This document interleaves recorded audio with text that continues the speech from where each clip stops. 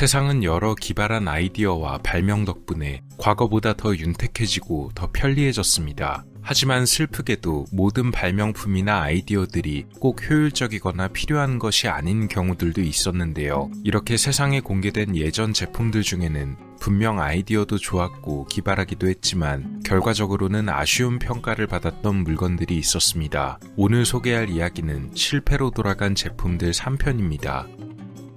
우리가 늘 보는 재미있는 기록들과 영상들, 지금은 스마트폰으로도 얼마든지 촬영할 수 있고 좀 더 전문적인 촬영 그리고 영상을 위한 장비들이 있습니다. 그중 과거에는 이런 장비도 있었습니다. 사진 속의 장비는 필립스사의 비디오 2000이란 장비입니다. 장비 개발에는 그룬디이사도 참여했었습니다. 1979년에 처음으로 판매된 장비였는데요. 그 시절 판매된 비디오 플레이어 중에 하나였습니다. 옛날에는 이런 비디오를 재생하는 방식에서 여러 연구가 이루어졌습니다.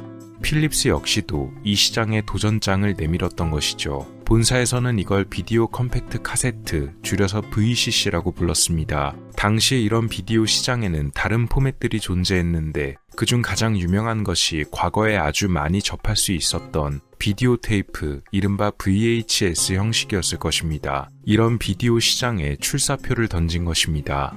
다양한 회사들이 영상 시장의 혈안이 되었던 이유 중 하나는 이 시장을 본인들이 사로잡을 수만 있다면 업계 표준이 되니까 그만큼 시장을 확보할 수 있는 좋은 기회가 되었기 때문입니다. 그렇기에 각자가 서로 호환되지 않는 독립적인 시스템을 내놨고 이 비디오 2000 역시도 그런 식의 장비였습니다. 개발에 오랜 시간이 걸렸지만 그만큼 장점도 있었습니다. 테이프를 양면으로 사용했기에 녹화 및 재생 시간이 아주 길었고 자동으로 되감을 수 있는 기능도 갖추고 있었습니다. 또 버튼도 기계식이 아닌 전자식으로 구성되어 있어서 좀 더 다양한 기능을 적용시킬 수도 있었다고 하네요.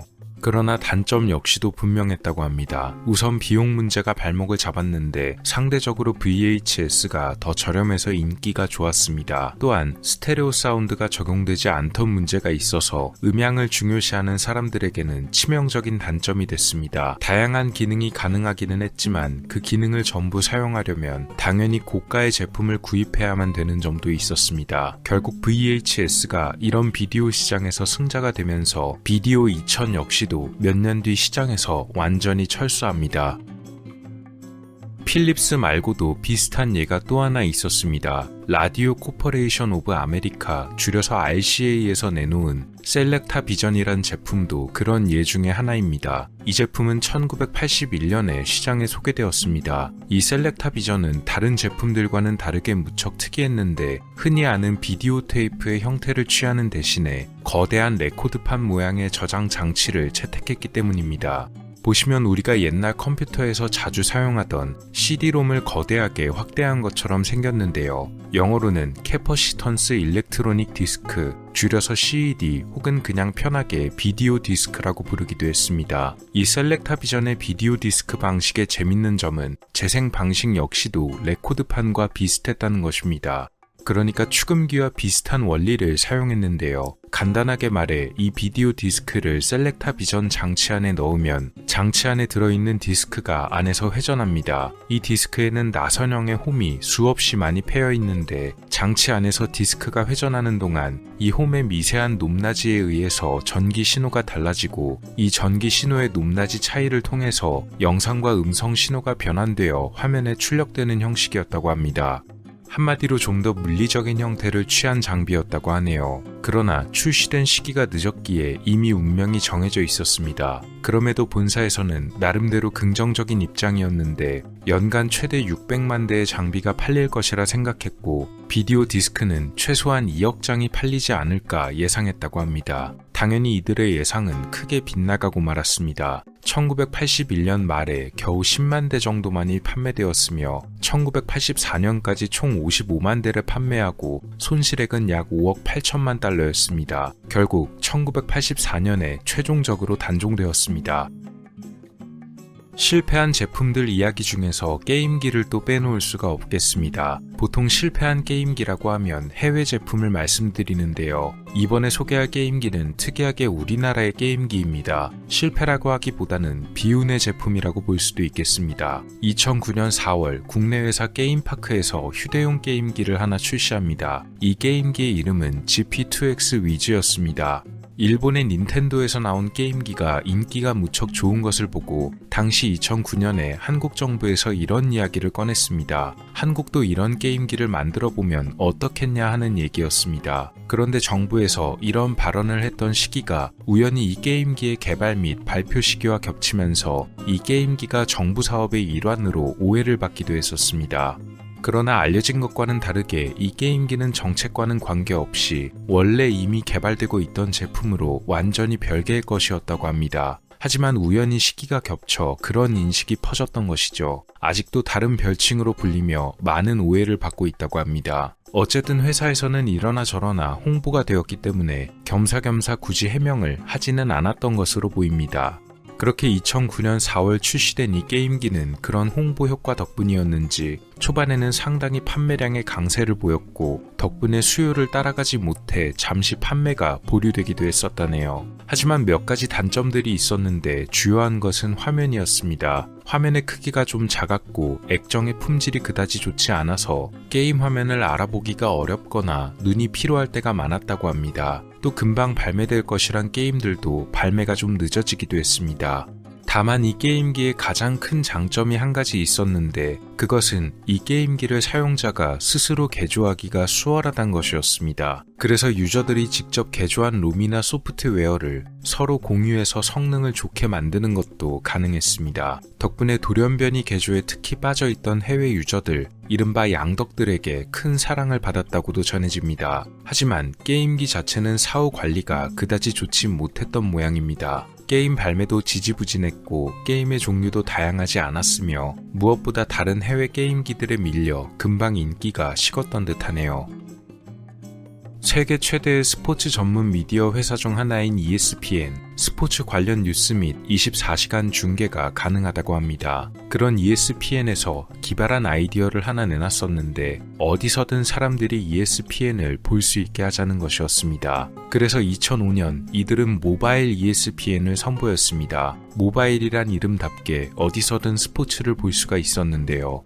사진을 보시면 특이한 점을 눈치채실 수가 있으실 겁니다. 이게 당시 핸드폰에 설치할 수 있는 어떤 프로그램이 아니고 아예 모바일 ESPN 핸드폰 자체를 출시했다는 점이었습니다. 보시면 핸드폰의 스크린 아래에 박힌 로고를 보실 수가 있습니다. 한마디로 모바일 ESPN 서비스를 이용하고 싶다면 아예 핸드폰을 새로 한 개 더 구매해야 된다는 얘기였는데요. 핸드폰 자체가 이런 기능에 집중되어 있던 것답게 여러 가지 혜택을 이용자들에게 제공하기는 했습니다. 영상 클립, 하이라이트, 점수 및 결과 등을 실시간으로 볼 수 있었습니다. 스마트폰이 없었던 시절이니 나름 나쁘지는 않은 서비스였습니다. 그러나 역시 단점들이 꽤나 산재해 있었습니다. 일단 휴대폰이 꽤 투박하고 컸다는 점도 있었고 한정된 곳에서만 구매가 가능하다는 점도 단점으로 지적되었습니다. 굳이 휴대폰을 한 대 더 사야 된다는 점도 부담이었습니다. 가장 큰 문제는 바로 비싼 요금제였는데요. 핸드폰 자체의 가격도 $300에 육박했으며 그마저도 ESPN에서 제공하는 컨텐츠를 이용하기 위해서는 달마다 최소 $65의 요금을 지불해야 했고 기능을 전부 사용하려면 최대 $225의 요금제를 써야 했습니다. ESPN에서는 출시 당시 20만 명의 가입자를 예상했으나 출시 후 가입자는 그에 한참 못 미치는 겨우 1만 명에 불과했다고 하네요. 여담으로 애플의 스티브 잡스가 2006년 ESPN의 회장을 만나서 모바일 ESPN 아이디어는 최악이었다라고 말했다고도 합니다. 이 아이디어는 출시 1년 만이었던 2006년에 결국 종료되었는데 추정 손실액이 무려 약 1억 3천만 달러로 예상되었습니다. 지금이야 물건을 어디서든 인터넷 등에서 검색하면 구입할 수 있는 곳으로 쉽게 연결되지만 옛날에는 판매하는 곳을 한 번에 찾기가 어려웠습니다. 그래서 나온 제품이 바로 이 큐캣이란 물건이었습니다. 2001년도에 출시된 제품이었는데요. 이 큐캣은 쉽게 말하자면 바코드 스캐너로 볼 수 있었습니다. 잡지 등에 나온 상품의 바코드를 큐캣으로 읽으면 컴퓨터가 그걸 전송받아 판매 중인 인터넷 쇼핑몰로 곧바로 연결해주는 방식의 물건이었습니다. 그러니까 한마디로 최근에도 사용되는 QR코드 방식을 앞서 사용한 물건으로 봐도 되겠습니다. 당시에는 나름대로 혁신적인 제품이었으며 사용자가 일일이 발품을 팔아가며 사이트를 찾는 것보다 더 쉽고 빠르다고 마케팅을 하기도 했습니다. 또한 많은 사람들에게 무료로 나눠주기도 했었는데요. 하지만 사용자들은 이 큐캣을 그다지 달가워하지 않았습니다. 첫 번째 문제는 이 큐캣을 설치하고 사용하려면 약 1시간 정도의 시간이 소요되었는데 이 1시간 정도의 설치 시간 중 대부분을 차지하는 것은 바로 사용자에 대한 긴 설문조사 시간이었다고 합니다. 사용자의 이름과 주소, 전화번호는 물론이고 취미와 심지어 최종 학력까지 물어보기도 했는데 사생활을 중요시하는 사람들에게는 대단히 불쾌한 경험이었다네요. 두 번째로 홍보처럼 그렇게까지 유용하지는 않았다고 합니다. 정작 바코드를 스캔해서 해당 사이트로 보낸 뒤에는 사용자에게 강제적으로 광고를 보게끔 했는데 이것이 오히려 사용자들에게 더 불편함을 유발했습니다. 또한 사용자들의 인터넷에 강제로 광고 프로그램을 설치하기도 했고 이로 인해 개인정보가 침해되는 등의 문제도 있었습니다. 결국 많은 사람들은 굳이 이걸 사용할 필요를 느끼지 못했으며 큐캣은 그 당시 최악의 발명품에 선정되기도 했습니다. 손실된 투자금이 무려 약 1억 8천만 달러가 넘었다고 하네요. 현대인들이 피곤을 쫓기 위해 자주 마시는 음료, 옛날에는 흔히 커피를 많이들 떠올렸지만 요새는 또 에너지 드링크 시장이 많이 커지고 있습니다. 조금 이른 1995년에 에너지 드링크를 출시했던 기업이 있습니다. 펩시코에서 출시했던 조스타가 바로 그 시초입니다. 95년도에는 에너지 드링크 시장이 꽤 희소했는데 대기업이 에너지 드링크를 출시한 것은 당시엔 최초였다고 하네요.